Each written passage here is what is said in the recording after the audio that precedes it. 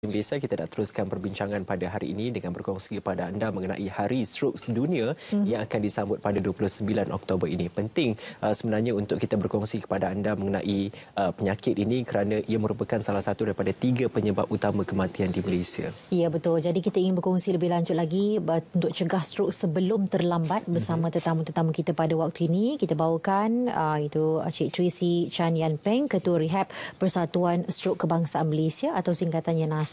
Dan juga kita ada di sebelahnya Puan Wan Dura Muhammad, merupakan bekas pesakit stroke. Assalamualaikum, selamat pagi Puan. Selamat pagi. Selamat pagi Cik Tracy. Okey, baik. Pertama sekali kalau kita nak berkongsi cerita pada Puan Wan sendiri, mana kita akan bawakan seketika nanti. Tapi kita nak kenal terlebih dahulu apa itu sebenarnya stroke dan apa sebenarnya situasi stroke ataupun angin ahmar ni di Malaysia setakat ini, Cik Tracy. So, 1 daripada 4 orang akan menghidapi stroke. Di Malaysia, 50,000 orang kena stroke tiap-tiap tahun. Okey. Purata umur 62 tahun, 40% yang mengalami stroke di Malaysia bawah umur 60 tahun. So, bukan orang tua, orang muda yang dapat. Okey. So, dan kebanyakan orang yang mengalami stroke akan menjadi tanggungan. 10 orang kena, 7 orang menjadi tanggungan. Mereka tak boleh berdikari, tak boleh buat benda sendiri dah. Kena dijaga. Baik, baik. Jadi memerlukan orang yang ramai untuk menyokong ya. So tak boleh kerja, orang lain pun tak boleh kerja sebab kena tolong kat rumah. Apa yang boleh kita tahu sedikit sebagai permulaannya tentang stroke ini? Sebab ada yang kita tahu, sebab ayah saya pun mild stroke. Mungkin ramai yang tidak tahu stroke juga ada jenis-jenisnya. Ada 2 jenis. Satu jenis sebab salur darah sumbat. Ada satu jenis salur darah tu berdarah ataupun pecah.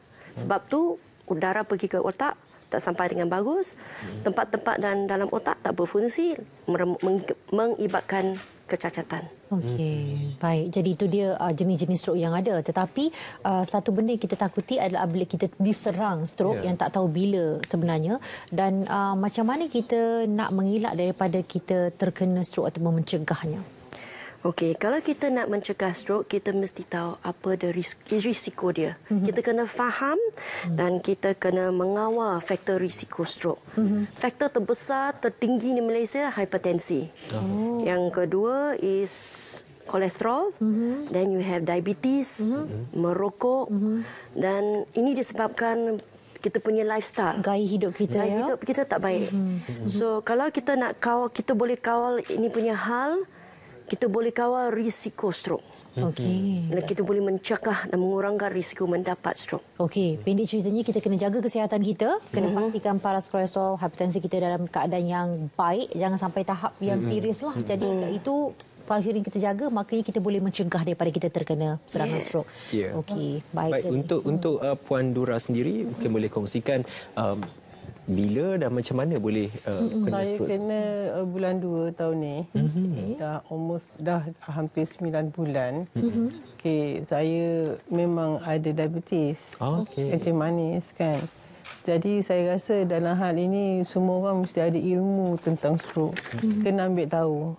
Pasal kita tak tahu bila dia akan menyerang kita. Tak ada simptom masa? Tak ada simptom langsung.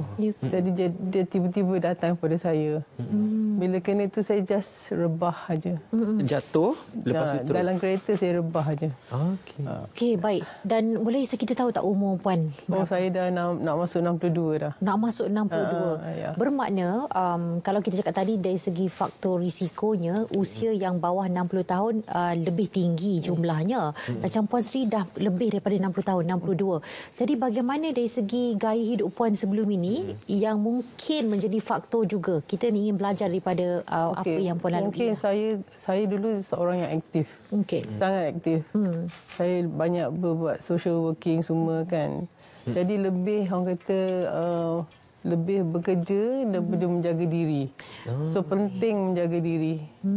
Jaga diri dalam aspek misalnya kita lakukan senaman. Itu kurang dilakukan. Senaman satu, kita punya pemakanan pun penting. Jangan ambil seada-adanya orang kata. Kena berhati-hatilah bila makan tu ni.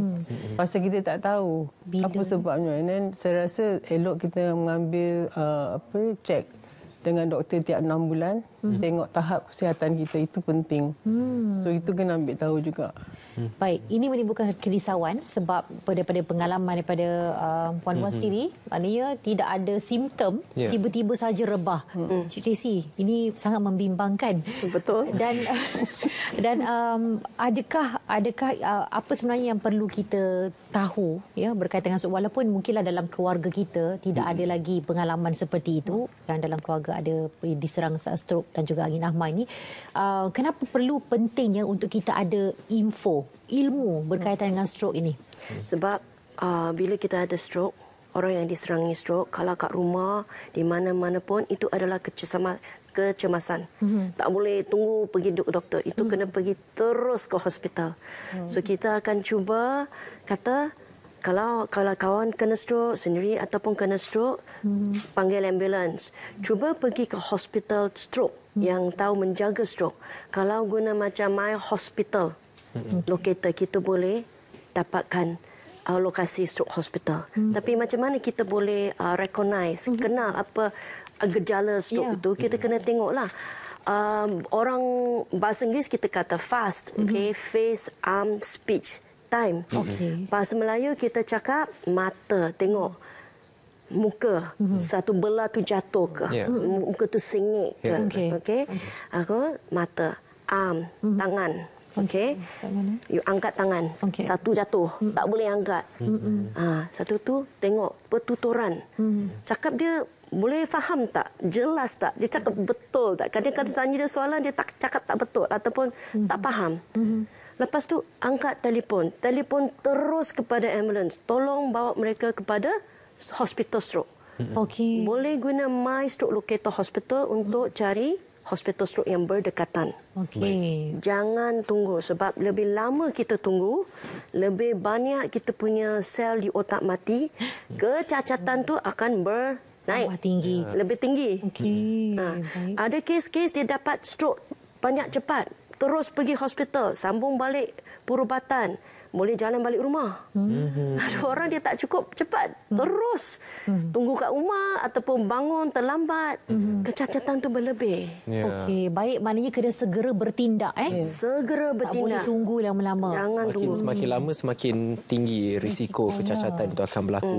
Bercakap tadi tentang perubatan, bagaimana sebenarnya kaedah merawat stroke? Sebab sebelum ni yang saya lakukan kepada ayah saya adalah kita pergi fisioterapi dan juga akupunktur. Adakah itu yang terbaik untuk dilakukan kerana nampak perubahan sebenarnya yang terjadi pada ayah saya? So selepas acute phase, selepas sudah dapat perubatan untuk mendapatkan pengaliran darah ke dalam otak supaya sel dalam otak tak mati lagi, kita memulakan pemulihan.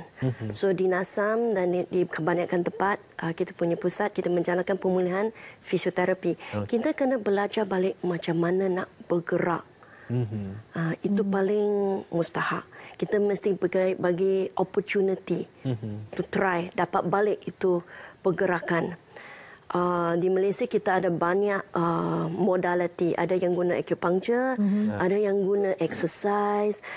Tapi yang paling mustahak itu, yang mendapat stroke itu mesti mau cuba mendapat balik gerakan.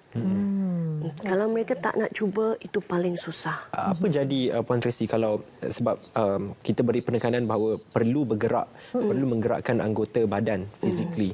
Kalau tak bergerak, untuk kesan jangka panjang apa akan jadi terhadap tubuh badan yang terkesan? So, paling senang saya beritahu is kalau kita tidur kat dekat katil, tak bergerak, bukan stroke saja, kita tidur saja kat katil. Kram, keras, lembab, rasa macam badan akan berat, akan naik, otot semua akan merosot. So, kalau kita tak bergerak, badan akan mula merosot. Itu kata secondary consequence. So kita kata kalau kena stroke, cubalah bergerak. Gunakan tenaga sendiri. Kalau orang tolong, kita bukan guna tenaga sendiri, kita guna tenaga orang, kita belajar guna orang. So di Malaysia memang kita galakkan pesakit kita cuba sendiri. Kita ajar macam mana nak cuba. Kita ajar exercise supaya kuat balik, tapi kena cuba. Don't give up. Jangan putus asa. Baik. Baik itu dia. Dan kalau daripada pengalaman Puan Wan sendiri ya, mana sewaktu rebah pada bulan Februari yang lalu, siapa yang ada di sekeliling Puan pada ketika itu? Suami saya. Okey. Nasib baik ada yang mereka di sekeliling kita bayangkan kalau macam bersendirian, maka bantuan tu akan lebih lambat sebenarnya. Dan apa sebenarnya yang dalam fikiran Puan pada ketika itu ataupun memang tidak sedar langsung? Saya macam tak sedar. Okey. Baik, berapa lama tempoh untuk, sebab Puan tadi kata kena pada bulan Februari. Selepas mendapatkan rawatan, berapa lama untuk rasa macam okey, saya dah rasa lebih baik, boleh gerakkan badan dengan... Dia macam ni, terpulang pada diri kita. Kalau nak ikutkan menyerah diri, masa dah kena tu macam menyerah kalah lah. Tapi kita tengok sekeliling kita, kita ada anak, suami semua kan. Mereka perlukan kita lagi dan saya perlukan dia. Perlukan sangat. Kalau tanpa mereka saya tak boleh gerak. So diri sendiri yang boleh merubatkan diri. So kemahuan kita untuk baik cepat lah. So kita kena usaha. So masa saya kena tu, seminggu tu memang saya tak boleh gerak. Saya mati sebelah. Langsung tak boleh gerak. Memang mengharap pada orang. Tapi dalam hati tu berfikir, tak boleh nak gerak kan. So apa saya buat ialah ikut program fizio, pergi, even sungguh pun sakit, buat juga. Because saya tengok makin hari makin saya bergerak lagi elok. So kena bergerak. Macam ni saya duduk macam ni, kalau saya tak gerak dia macam jam. Dia macam kram. So kena aktif lah. Kena aktif selalu Kena aktif. Baik. Dan ia mengambil masa beberapa bulan untuk kerja keras. Kena usaha. Okay. Jangan malas. Kalau dah kena stroke ni jangan malas. Jangan ikutkan hati sakit. Tidur kita je. Sakit, aku sakit dan tak boleh gerak. No, tak boleh. Kena lawan diri. Kena usaha. Kalau nak bergerak, kalau nak move on, kena usaha. Jangan ikut-ikutkan sakit. Dalam pada saya lah, jangan menyerah pada penyakit kita. Kalau kita menyerah, kira jam teruslah. Tak boleh gerak lah kan. Dan kalau kita menyerah, yang kiri kanan kita, yang sayang kita semua pun susah nak bantu kita. So kita bantu diri kita, orang keliling pun bantu lagi cepat. Dan yang paling penting adalah daripada keluarga dan juga teman-teman rapat yang memberikan sokongan. Mana support group, kumpulan sokongan ni pun penting. Macam contoh di bawah persatuan sendiri, itu Persatuan Strok Kebangsaan Malaysia atau saya katanya NASAM, yang kalau dihitung kira sebenarnya dah lebih 20 tahun beroperasi. Jadi bagaimana sebenarnya NASAM sendiri membantu pesakit-pesakit strok ini? So misi NASAM ada dua. Satu, kita nak membagi tahu kepada orang ramai macam mana nak cegah stroke, macam mana nak mengenal stroke, dan pemulihan adalah mustahak. Yang kedua, kita ada di pusat-pusat kita ada pemulihan dari segi juru pulih, juru pertuturan dan juru cara kerja.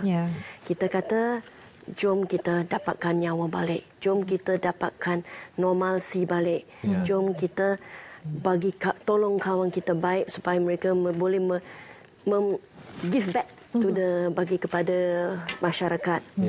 Jangan tinggal kat rumah saja sedih. So yang gitu. Tapi dengan COVID ni kita ada masalah sebab bahaya kalau nak minta pasien datang sebab kebanyakan daripada rawatan kami dalam grup kumpulan. Sebab kalau ada satu kumpulan bersenam sedap. Seronok. You punya stroki lawan sendiri, siapa boleh bangun lebih cepat, bangun lebih tinggi, berdiri lebih banyak kali. Ada competition. So sekarang dengan COVID, kita takutlah nak bawa mereka berkumpulan. So kita buat melalui Zoom. Zoom kumpulan. Kita tiap-tiap pagi ada. Sekarang dalam pukul 10 mereka mula dah.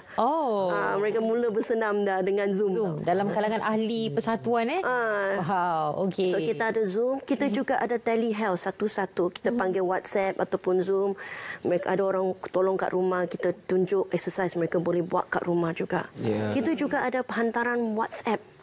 Bagi orang yang memang susah nak dapat Zoom sebab data tak cukup kan, kita hantar WhatsApp lah. Baik. Ini merupakan aktiviti setiap hari Tiap-tiap hari dia dari Isnin hingga Jumaat. Baik. Okey. 2 jam. Zoom itu 2 jam. Oh, ini mungkin gambaran Gambarannya ketika ini kalau berkumpulan Ini beginilah. kumpulan. Memang berkumpulan. Tetapi kalau COVID tu ya. susah sikit. dalam talian. Baik, bagaimana Puan Tracy untuk mereka yang mungkin nak menyertai sebahagian daripada Nasam untuk pulih ini? Kita yang paling senang telefon guna bantuan talian telefon kita. Nombor tu akan disiapkan. Telefon kita mencari pusat yang paling dekat. Mereka akan buat satu assessment, periksaan, tengok paras mana boleh bergerak, boleh berjalan ke, boleh duduk ke, boleh berdiri. Lepas tu kita bagi kepada grup yang berpatutan. Sebab kita ada 3 grup yang boleh berjalan, yang boleh berdiri dengan pertolongan, yang duduk dalam kerusi. Supaya exercise itu tak keterlaluan susah ataupun tak keterlaluan senang. Ya, supaya latihan diberikan tu sesuai dengan keadaan dan situasi mereka. Jadi talian tadi pun diwar-warkan dan saya fikir bila adanya persatuan ini diberikan satu semangat dengan aktiviti dan sebagainya, maka ahli-ahli persatuan itu akan memberi kembali kepada masyarakat dan saya fikir ini mungkin yang Puan sedang lakukan sekarang untuk memberi kembali kepada masyarakat. Ya, jadi itu matlamat. Mungkin boleh kongsi sikit. Dia macam ni, saya tak boleh duduk diam. Ya. So saya adalah ilmu sikit yang boleh kongsi dengan sesiapa yang berminat kan. Jadi sekarang COVID ni tak boleh nak bergerak. So menggunakan telefon dan apa-apa pun saya bagi instruction. Pasal saya tahu seni, saya ajar orang seni. So dalam pada mengajar tu saya aktif balik lah, berinteraksi dengan orang kan. Pasal berjumpa, bergaul orang, itu aktifkan diri balik. Jangan memerap diri. Bila dah sakit macam ni, jangan memerap diri. Keluar, jumpa orang and then sumbanglah balik apa yang you tahu kan pada orang. Baik. Puan Tracy, sebagai penutup sempena sambutan Hari Stroke Sedunia ini 29 Oktober, apa saja yang dirancang untuk memberikan kesedaran kepada orang ramai mengenai stroke ini? So di Nasam dengan Persatuan Sedunia Stroke, WSO, World Stroke Organisation, mereka mengadakan satu pergerakan yang panggil movement. So kita menggalakkan orang bergerak. Sebab bila kita bergerak, kita bersenam, kita kurangkan risiko mendapat stroke. Okay? So apa yang kita kata is gerak. So kalau you masuk kepada Facebook Nasam, National Stroke Association Malaysia, kita ada satu page. You can masuk tag tu, buat gerakan, rakamkan dan hantar. Hantar kepada 3 orang. So 3 orang tu kena sambung gerakan. Dan 3 orang kena sambung lagi. So 3, 9 menaik. Sebab kita mahu orang bergerak, kurangkan risiko. Kita punya stroke survivor yang tadi ditanyakan sudah juga merangkamkan pergerakan. Kalau masuk kepada website WSO, World Stroke Organisation, Nasam sudah masuk dengan pergerakan kita untuk menggalakkan semua orang sedunia tolong bergerak.